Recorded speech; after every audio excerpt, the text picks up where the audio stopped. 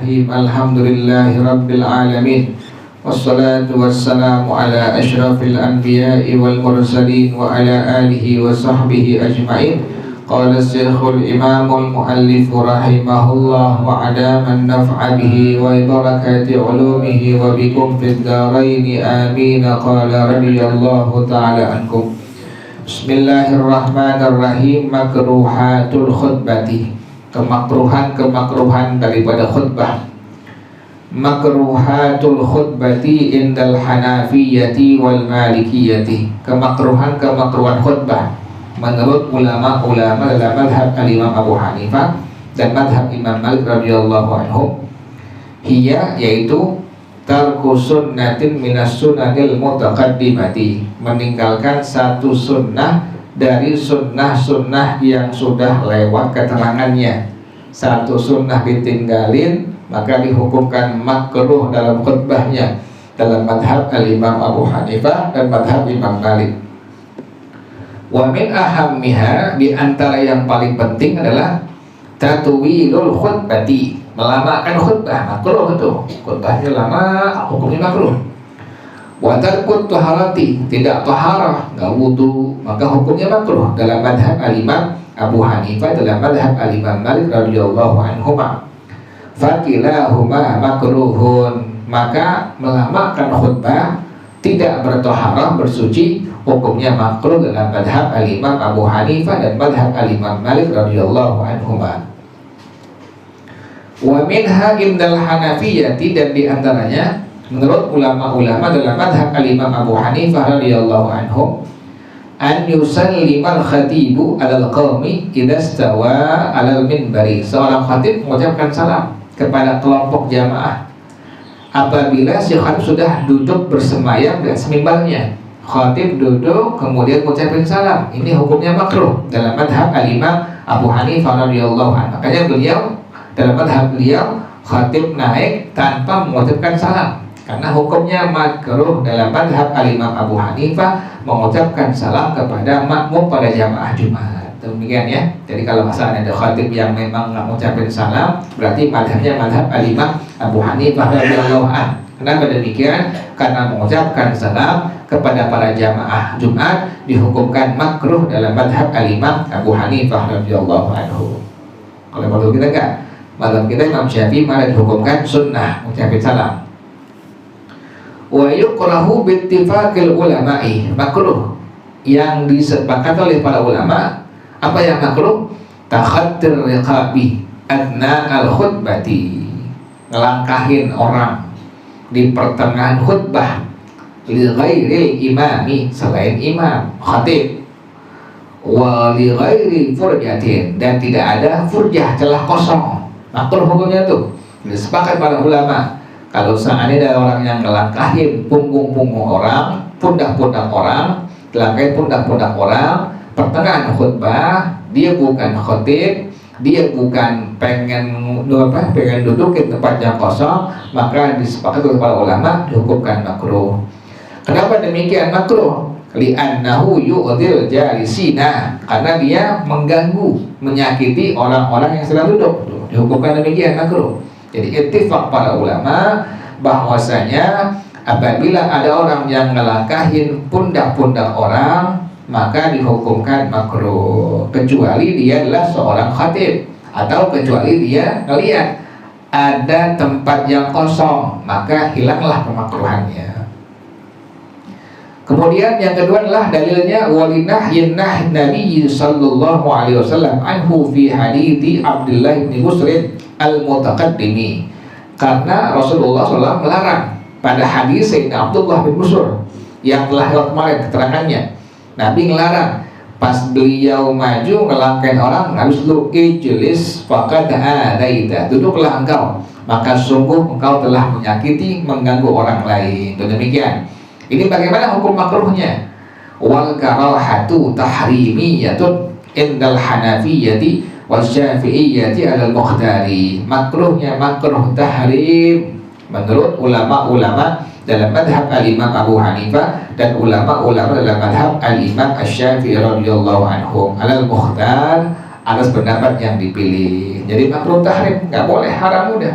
nggak boleh ngelangkahin pundak-pundak orang selain khatib, ngelangkahin pundak-pundak orang selain tidak ada celah yang kosong, maka hukumnya makruh. Makruhnya makruh tahrim, nggak boleh, haram berarti. Kecuali tempat kosong boleh. Khatib baru sampai nih, baru datang, kemudian dia nggak bisa sampai ke depan kecuali dengan cara melangkahi orang, boleh. Atau yang kedua, ada celah kosong di depan, orang nggak mau maju, kita ngelihat, kita boleh ngelangkahin pundak-pundak orang. Jadi hukumnya hilang kemakruhannya.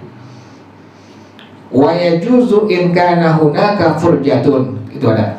Dan boleh jika di sana ada ruang kosong, ada kosong, ada lowong.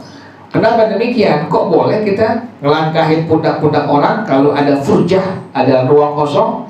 Litaqsiril qaumi bi ikhla'i furjatin, karena teledornya sekelompok orang jamaah bi ikhla'i furjatin, dengan mengosongkan tempat yang kosong. Furjah dikosongin, kan mesti kan maju. Makanya kan DKM suka demikian tuh, bagi jamaah yang sudah masuk ruangan agar maju ke depan, memenuhi saf-saf yang sebelumnya depan. Menuju depan tuh, depan penuh baru kemudian belakang. Kenapa demikian? Kalau ada furjah, jamaah baru datang, dia boleh ngelangkahin pundak-pundak orang untuk mengisi furjah tersebut. Ma'akaunihi khilafal aula indal malikiyati, tapi hukumnya khilaful aula dalam madhab ulama dalam madhab al-Imam Malik radhiyallahu anhu. Dalam madhab Malik khilaful aula, khilaful aula di atasnya makruh hukumnya. Jadi ada makruh, ada haram, ada makruh tahrim, ada kemudian khilaful aula. Ini khilaful aula hukumnya di atas makruh. Dalam madhab al-Imam Malik radhiyallahu anhu, ngelangkahin pundak-pundak orang sekalipun ada furjah, maka dihukumkan khilaful aula. Wa karahatut takhatti inda syafi'iyyati wal hanabilati mutlaqatun. Kemakruhan melangkahi pundak orang menurut ulama-ulama dalam madhab al-Imam Asy-Syafi'i dan madhab al-Imam Ahmad bin Hanbal adalah mutlaqatun, mutlak udah. Makruhnya makruh tahrim mutlak. Sawa'un akana qabla al-khutbati am athna'aha, baik terjadi sebelum khutbah atau pertengahan khutbah. Jadi mau sebelum khutbah dimulai, mau pertengahan khutbah, maka dihukumkan makruh secara mutlak dalam madhab kita, dalam madhab al-Imam Asy-Syafi'i, juga dalam madhab al-Imam Ahmad bin Hanbal radhiyallahu anhu. Kenapa demikian? Makruhnya mutlak. Li'annal illata, tadi kecualinya, kecuali bagi khatib boleh.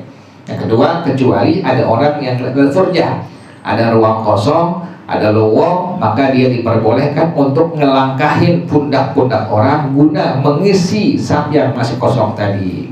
Jadi selama tidak ada ilat demikian, maka hukumnya makruh tahrim secara mutlak. Kenapa demikian? Makruh secara mutlak li'annal illata hiya idza'ul jalisina, karena alasannya adalah mengganggu, menyakiti orang-orang yang duduk, terganggu orang dilangkahin. Wa yukrahu takhatti indal malikiyati, dan makruh melangkahi pundak-pundak orang menurut ulama-ulama dalam madhab al-Imam Malik radhiyallahu anhu. Kapan? Qabla julusul khatibi alal minbari li ghairi furjatin, sebelum khatib duduk di atas mimbar li ghairi furjatin, tanpa ada tempat yang kosong. Kalau nggak ada tempat yang kosong, maka hukumnya makruh dalam madhab Imam Malik sebelum khatib duduk di atas mimbar. Kenapa demikian? Li'annahu yu'dil jalisina, karena hal itu dapat mengganggu, menyakiti orang-orang yang sedang duduk. Nah, itu pendapat Imam Malik demikian ya. Imam Malik berpendapat bahwasanya kemakruhannya terjadi sebelum khatib duduk di atas mimbar, juga tanpa ada tempat yang kosong. Nah, tetapi tetapi dalam madhab Imam Malik radhiyallahu anhu ajazut takhattiya ba'dal khutbati sholati, diperbolehkan melangkahi pundak orang setelah khutbah. Kalau udah khutbah kelar, boleh langkahin orang pundaknya. Untuk apa tujuannya? Lis-sholati, untuk melakukan sholatul Jum'ah. Wa qabla sholati li furdatin, atau sebelum sholat Jumat karena ada ruang yang kosong, boleh.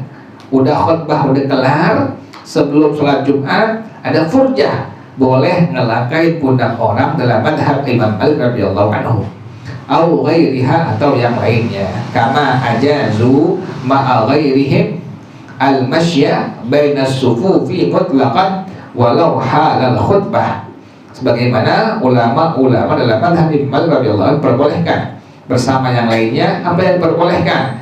Berjalan di antara saf-saf secara mutlak. Jadi orang yang suka jalan di antara saf itu madhabnya madhab Imam Malik tuh, demikian tuh. Nanti katanya kalau ketemu orang yang jalan di antara saf-saf tuh, walau hal khutbah, sekalipun dia menghalangi khutbah, sekalipun demikian tuh. Lagi berlangsung khutbah, ini orang jalan aja. Kadang-kadang ada yang sembahyang orang jalan aja tuh. Demikian tuh. Itu yang diperbolehkan adalah dalam madhab Imam Malik radhiyallahu pada masalah Jumat. Kenapa demikian? Kok boleh? Li'annahu laisa takhatti. Kalau jalan di antara shaf sekalipun menghalangi khutbah Jumat itu bukan disebut dengan takhatti.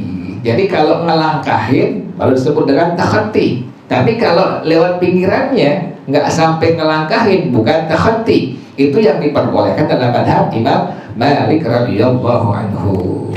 Jadi lewat depan atau lewat depan atau antara saf yang ada. Jadi nggak sampai ngelangkahin daripada pundak-pundak orang. Wallahu a'lam bissawab. Allahumma inni istawda'tuka ma qara'tuhu ma sami'tuhu fardurhu ilayya inda hajati ilayhi wa sallallahu ala sayyidina Muhammadin wa ala alihi wa sahbihi wa sallam walhamdulillahi rabbil alamin. Subhanakallahumma wa bihamdika ashhadu an la ilaha illa anta astaghfiruka wa atubu ilaik. Alhamdulillah ala ni'amillah, alhamdulillah ala barakatillah, alhamdulillah hamdan yuafi ni'amahu wa yukafi'u mazidah.